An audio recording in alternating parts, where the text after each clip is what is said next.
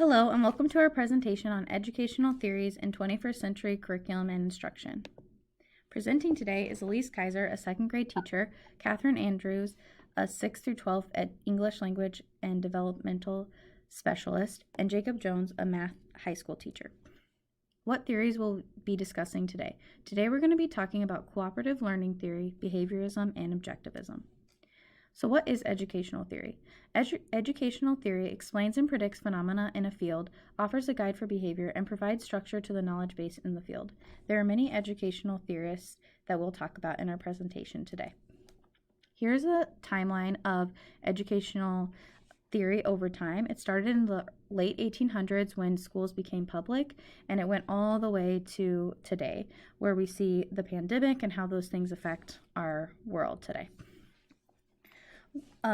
Also, I'd like to add that we'll be sending a copy of this slide if you'd like to look further into this timeline. Cooperative learning theory is grounded in the concept that active learning happens through academic and social grouping encounters. This means there's a lot of opportunities for team building, for partner work, and collaboration in instruction. And in this theory, teachers believe that students working together helps that learning process. Here's the cooperative learning theory timeline.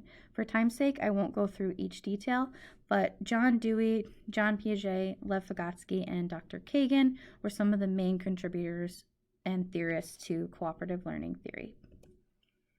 Cooperative learning theory today.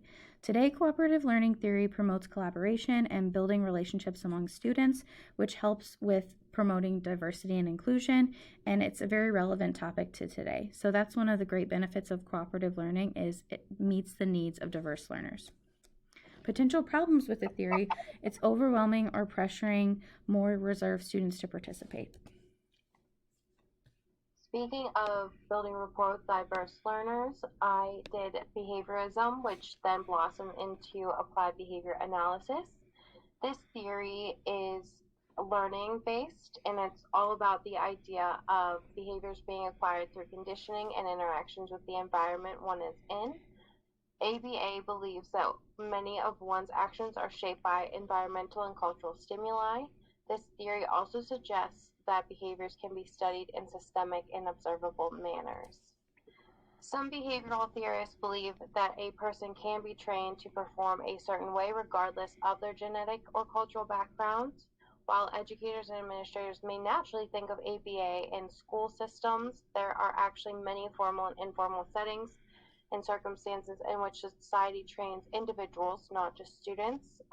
For example, a church showing rituals and routines during a mass or a service, refugee camps that explain American culture, language, and manners before students and parents enter school communities, and overall a school system that establishes rules and routines.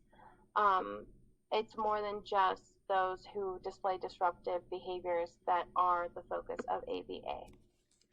This timeline shows a journey from behaviorism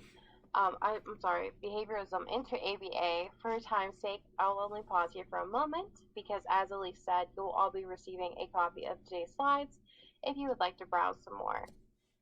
Today, ABA is most commonly practiced as a therapeutic intervention for differential learners. It can be a bit controversial because it at one time did also include punishment and negative reinforcement as conditioning stimuli. At its best, ABA helps to determine which behaviors need to change and how to establish measurements for that change, and helps individuals to learn new skills and avoid those negative behaviors or what would be punishments, but like I said, have since sort of been phased out. It also helps to evaluate and modify as necessary. Just touching on it again, punishments are really no longer used in ABA therapy. It now solely focuses on what children and individuals should be doing instead of shouldn't. And the goal is just to focus on strengths and build upon weaknesses, helping students and individuals to participate and thrive in society. ABA remains a commonly used method for assessing patterns and behaviors to determine potentially effective remedies. While it follows the trajectory of behaviorism, ABA is more cognizant of connecting behaviors to outside stimuli such as mental illness, environment, and past traumas. A similar theory that kind of connects to behaviorism kind of in the early stages is objectivism. Objectivism is the belief that people rely on the existence of knowledge around the world, and we as humans want to strive to gain that knowledge. The role of education in terms of objectivism is that learners are told about the world and then need to reflect that content and structure in their thinking. It has some similar characteristics, as I said, to behaviorism, but it's more focused on also why do things work. I know for me as a math teacher, I like to connect to examples of objectivism in the classroom. So like for an equation, like x plus 5 equals 7, for behaviorism, you would repeat these steps over and over again, whereas for objectivists, they would learn why those steps work and how to solve each problem using a variety of steps. Kind of moving on to a little bit of a timeline for objectivism. It was kind of introduced in the kind of after behavioralism because it was the prominent thought process in the 1920s through 1950s. Educators thought that students could actually have cognitism in their thinking. They can actually think for themselves. And with that branched two different ideas that kind of contrast one another, which was objectivism, my theory, and then constructivism. As it progressed through the 1950s and into the late 20th century, a lot of theories started to overlap with one another.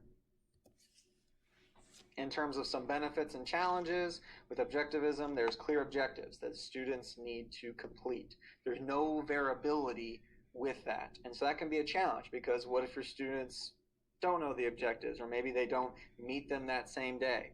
Are the objectives reflecting your students? Objectivism also allows for individualism. It focuses on the student learning and takes ownership. There cannot really be any diversity that's allowed in the instruction.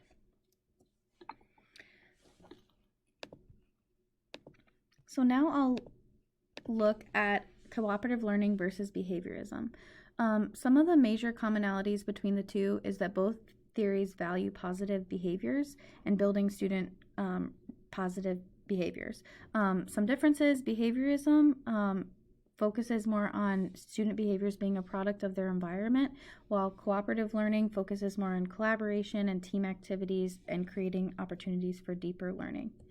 When looking at behaviorism versus objectivism, both theories believe students' surroundings are highly influential, but behaviorism incorporates play and fine motor skills and communication, while objectivism provides a conceptual understanding and explains why certain steps are taken and encourages questioning.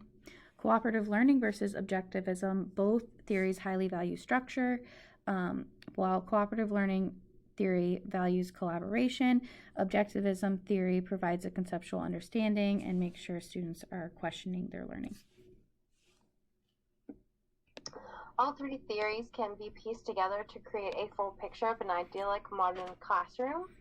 These theories help students to build interpersonal skills, encourages desired mindsets when faced with moments of frustration, and allows students to problem solve via a holistic mindset rather than mindless or unexplained rules or routines. They all give students reasons for goals and encouragement. While we recognize that all three of these theories are a great starting point for pre-service educators and first-year teachers, we do also want to acknowledge that teachers become researchers at a certain point in their career, and so ever-evolving understanding of research will lead to different understandings at different phases of their careers. I know I think about this question on a daily basis. How can we further advance our curriculum, our instruction? I like to think about what is an effective curriculum. Is the content connected to students? Are they able to utilize this information and feel like it's something they're actually going to use in daily life and be entertained by it? Do all students have supports in the classroom? I know that we might have IEPs or ELLs. Are we meeting their needs? Can we use those needs of those students also to help our other students? What are the goals of our curriculum? For our goals, I like to think about objectives. Are we meeting them? Are we continuing to just push through the objectives and not making sure that every student knows them that first day or that second day? What about our theories as educators? Does it match our students? I know for constructivism, it relies on students using prior knowledge and experience. Do students have that prior knowledge, that experience to connect to things? What about the theories and the overlapping? I know there can be misconceptions with this. A lot of theories can actually overlap with one another. I have a visual here with objectivism and behaviorism that connects with constructivism. Starting at 0, there's immersion, where people are just thrown in. Whereas you have the two polar opposites, construction and injection, you're injecting the information or they're constructing it. And then there's the two that combine for integration of the two. There are many different ways that these theories can overlap. Also, what about where do these theories start? It can be hard kind of pinpointing these dates. I know for me it was difficult trying to find all where these theories start. But are they still being pushed in the curriculums and around the United States or even around the world? I know even these theories can actually exist out of education, like objectivism. It can mean many different things, especially how someone deals with their life and how someone should go through life. Thank you all so much for listening to us, and we'll make sure to give you all some notes over this presentation. Thank you.